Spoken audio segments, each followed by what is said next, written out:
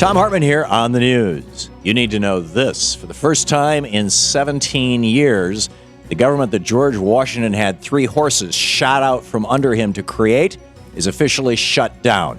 Just hours before the midnight deadline, the House Republicans passed a third government funding proposal, which included another absurd attempt to undermine Obamacare. As expected, the Senate rejected that version and called on the House to pass a clean continuing resolution. At 1 a.m., House Speaker John Boehner tried to appear reasonable by calling for a bipartisan committee between the two chambers. Democrats have been asking for such a meeting for months. However, they are unlikely to accept that proposal now as they continue to call for a clean government funding bill.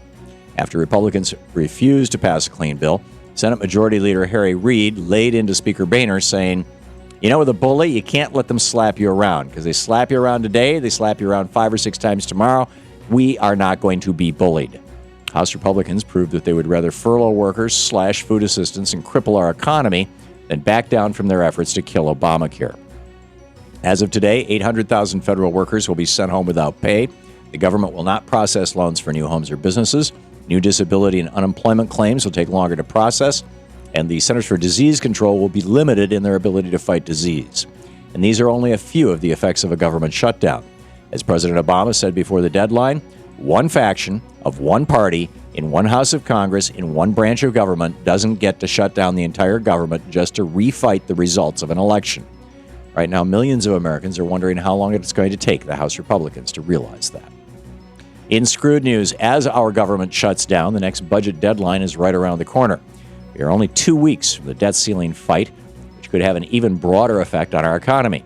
And considering the Republican hostage-taking over funding the government, this next fight may be a knock-down, drag-out brawl. According to the New York Times, a debt ceiling breach could be disastrous, and it could quickly throw our nation back into a recession. An analysis by economists at RBC Capital Markets states the Treasury's systems do not clearly mark what scheduled payments are for what reasons, so it is impractical to try to prioritize payments. And clearing systems like FedWire do not allow defaulted securities to flow, so the system would seize up. In other words, simply not having the funds to make certain payments could cause the Treasury's payment system to crash, and we don't have the option of just paying the interest on our debt, as many Republicans claim. This is a serious threat to our national economy and to world markets in general.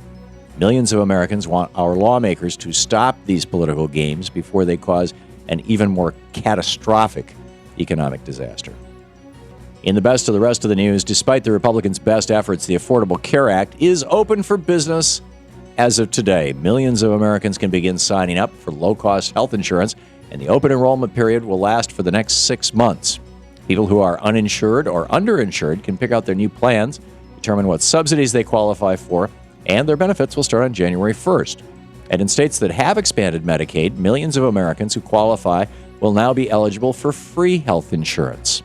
It's been 3 years since President Obama signed the Affordable Care Act into law, and Republicans have tried to block, repeal, defund, and badmouth the plan at every turn. But starting today, Americans will be able to judge the law's benefits for themselves. Of course, White House officials do expect some technical glitches, but they say that shouldn't discourage people from signing up. HHS Secretary Kathleen Sebelius said, "We're likely to have some glitches. We'll fix them and move on." Is this a sign that the law has failed and is flawed? I don't think so. Last week, California legalized industrial hemp.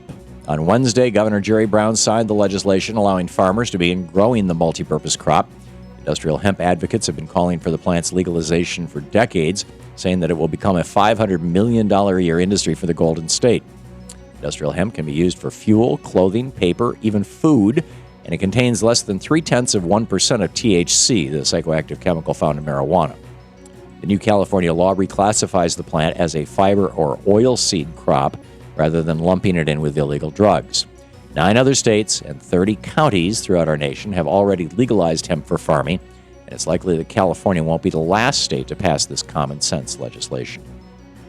And finally, our digital devices have become so much a part of our lives that they've changed how our brains function. According to Dr. Larry Rosen, a research psychologist who studies how our minds are affected by technology, 90% of college undergrads have experienced phantom vibration syndrome. That's the technical term for thinking that your smartphone is vibrating when it's not. Dr. Rosen explained that While we used to react to an itch by scratching it, something in your brain is being triggered that's different than what was triggered just a few short years ago. Now our brains react to that itch by telling us to reach for our phones. And college students were not the only ones who experienced the syndrome.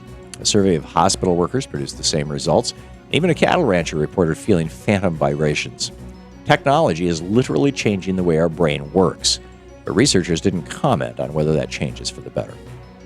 And that's the way it is today, Tuesday, October 1st, 2013. I'm Thom Hartmann on the news.